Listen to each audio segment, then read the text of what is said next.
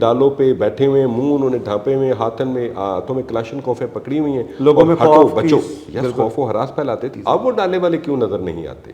بالکل اب نکل کے دیکھیں ڈالے والے. ایڈیشنل آئی جی سہیل ظفر چٹھا صاحب وہ یہ کہتے ہیں کہ میں یہ چاہتا ہوں کہ ایک خاتون جس نے سارا زیور پہنا ہو، وہ کسی شادی پہ جا رہی ہو، فنکشن پہ جا رہی ہو، اسے یہ خوف نہ ہو کہ راستے میں کوئی لٹیرا کوئی موٹر سائیکل پہ سوار آ کے گن پوائنٹ پہ اس سے زیور چھین لے گا، وہ اس فکر سے آزاد ہو جائے. سی سی ڈی کسی بچے کے ساتھ، کسی خاتون کے ساتھ زیادتی نہیں ہونے دی. اگر عوام ہمیں کہیں کہ سی سی ڈی ہماری چوکی دار ہے، ہمارے لیے یہ آنر ہے، ہم عوام کے چوکی دار ہیں. ہم اپریشیٹ کریں گے ایسے لوگ جو جرائم کو چھوڑ چکے ہیں. ہم نے ایسے لوگ بھی گرفتار کیے جنہوں نے وارداتوں کے دوران معصوم شہریوں کو صرف انجوائمنٹ کے لیے گولیاں ماری. انجوائمنٹ کے لیے؟ یس. السلام علیکم ناظرین، میرا نام ہے عرفان ملک اور آپ دیکھ رہے ہیں 24 نیوز کا ڈیجیٹل پلیٹ فارم. آج ہم بات کریں گے سی سی ڈی یعنی کہ کرائم کنٹرول ڈپارٹمنٹ. یہ ڈپارٹمنٹ کام کیسے کر رہا ہے اور ہر طرف اس کی دھوم ہے. اس حوالے سے آج ہم بات کریں گے ریجنل آفیسر لاہور کے آفتاب پھلروان صاحب سے. ان سے بات کریں گے اور ان سے پوچھیں گے سی سی ڈی نے ایسا کیا کیا کہ لاہور کا کرائم، جس کو کبھی یہ تصور نہیں کیا جا سکتا تھا کہ لاہور کا کرائم جو ہے وہ کم ہوگا، کرمنل بھاگیں گے اور توبہ طائب ہوں گے، یہ سوچا نہیں جاتا تھا. لیکن اب یہ سب کچھ ہو رہا ہے، جس کی وزیر اعلیٰ پنجاب کی جانب سے بھی بڑی پذیرائی کی گئی.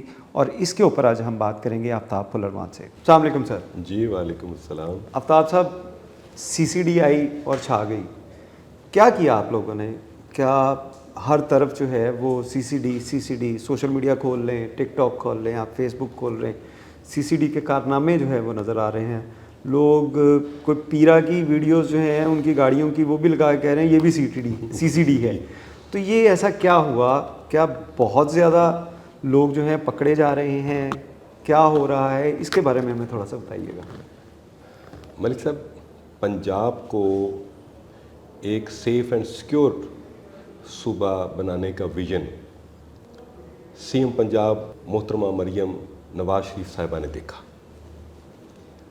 یہ ایک ویژن تھا جس ویژن کو عملی جامہ پہنانے کی ذمہ داری inspector general of police Punjab doctor Usman Anwar اور ایڈیشنل آئی جی جناب سہیل ظفر چٹھا ان کی تفویض کی گئی کہ یہ جو کوہ گراں ہے یہ آپ نے اٹھانا ہے،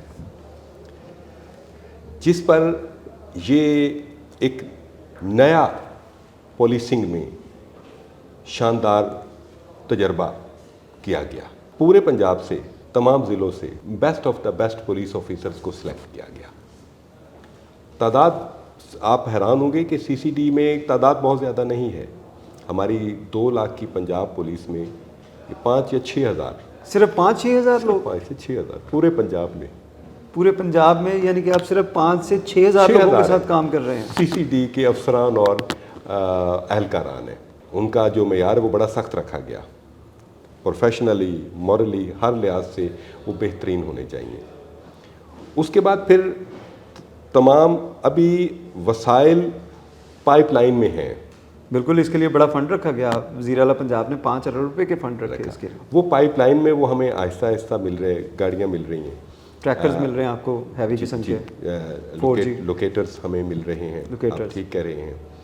اس میں پھر یہ ہوا کہ آئی جی صاحب کی ہدایات کے مطابق جو ضلع پولیس تھی ان کی طرف سے وسائل بھی سی سی ڈی کو دیے گئے، لائک ہیومن ریسورس بھی دیے گئے اور پھر گاڑیاں اور باقی بلڈنگز بھی وہ بھی دی گئیں. ایڈیشنل آئی جی سہیل ظفر چٹھا صاحب، وہ آپ کو پتہ ہے کہ پولیس میں ان کا اپنا ایک مقام ہے.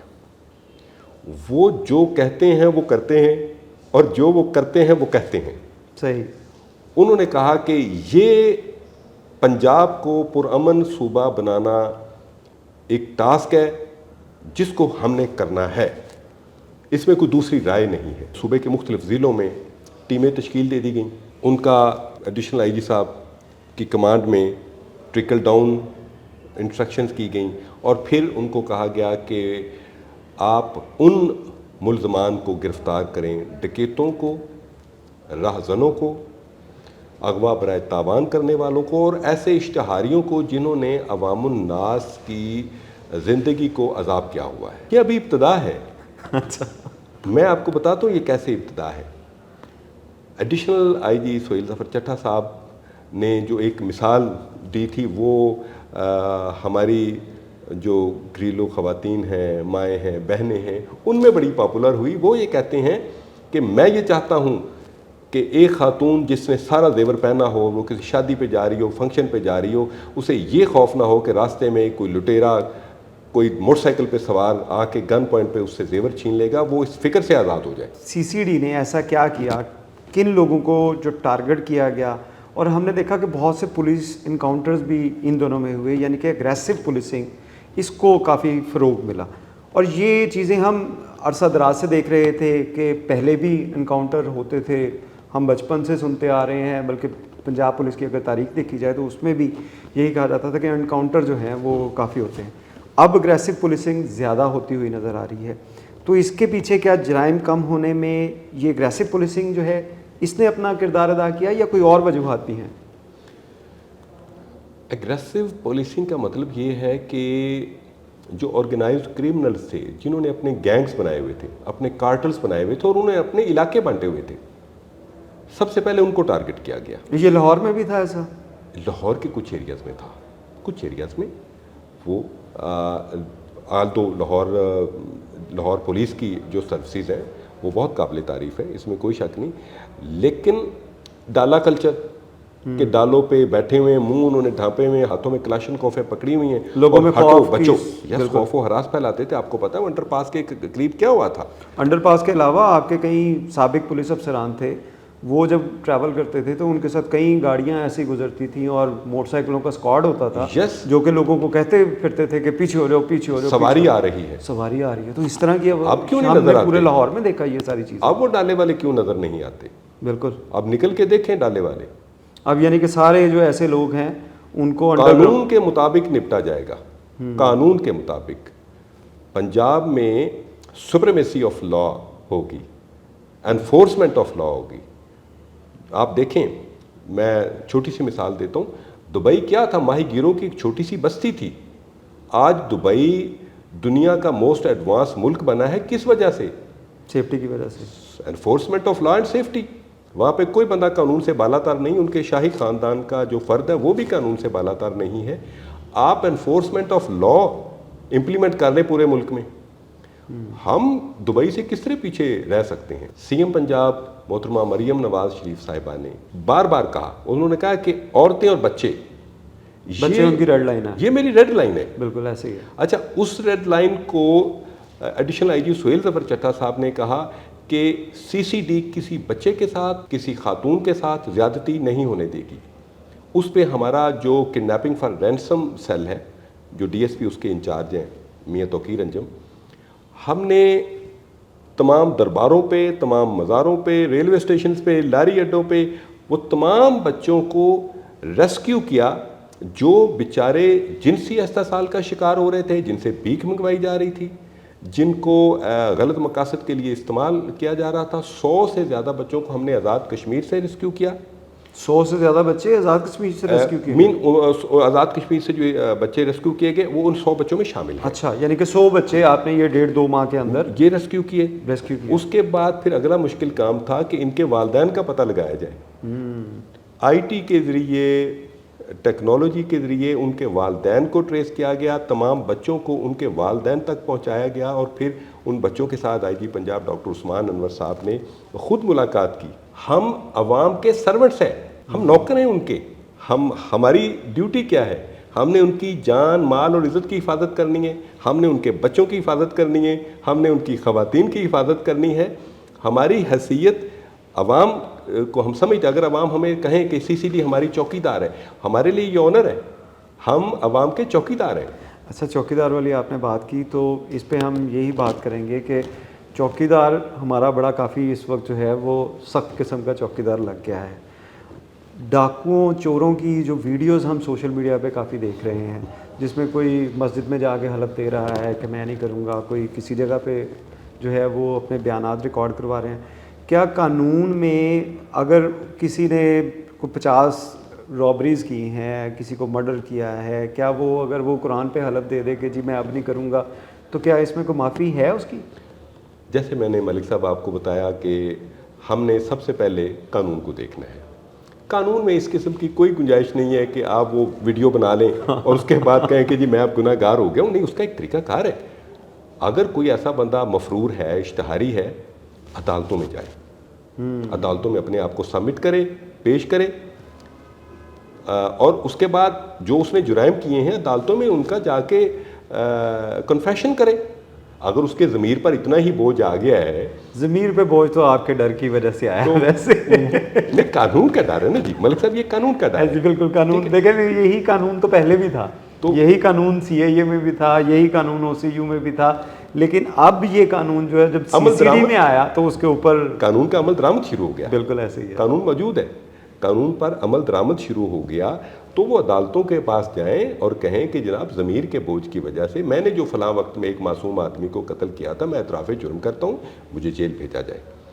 یا سی سی ڈی کے پاس آئیں اور کہے جی یہ جرم ہے, میں نے کیا ہے, پولیس قانون کے مطابق میرے خلاف کارروائی کیجیے. اور اگر وہ کہتا ہے کہ جی میں انوسینٹ ہوں, میں بے گناہ ہوں اور میں نے جرائم چھوڑ دیا ہے, ہم اپریشیٹ کریں گے ایسے لوگ جو جرائم کو چھوڑ چکے ہیں. اب وہ رزق حلال کما رہے ہیں, بیوی بچوں کے پیٹ پالنے کے لیے وہ کو کاروبار کر رہے ہیں, قانونی کو کاروبار کر رہے ہیں, بزنس کر رہے ہیں, نوکری کر رہے ہیں, وہ ہمارے لیے قابل احترام ہے. مقدمات کی صورت میں دیکھیں کہ اگر کسی نے کوئی 50 بندوں کو گولیاں مار کے زخمی کیا ہے یا کسی کو قتل کیا ہے, کوئی ایسے بڑے ڈاکو, ایسے بڑے قاتل, وہ بھی آپ کی گرفت میں آئے؟ ہم نے ایسے لوگ بھی گرفتار کیے جنہوں نے وارداتوں کے دوران معصوم شہریوں کو صرف انجوائمنٹ کے لیے گولیاں ماری.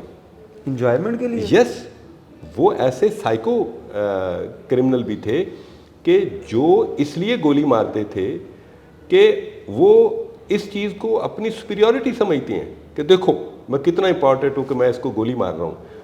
شاپ رابری کے دوران گولیاں ماری گئی اور ایک ایسا کرمنل بھی سامنے آیا جو اپنی بیوی کو ساتھ لے کے شاپ رابریز کرتا تھا, اس لیے کہ شاپ رابریز کر کے جب وہ جا رہا ہو تو پولیس اس کو اس وجہ سے چیک نہ کرے کہ یہ تو کوئی فیملی جا رہی ہے.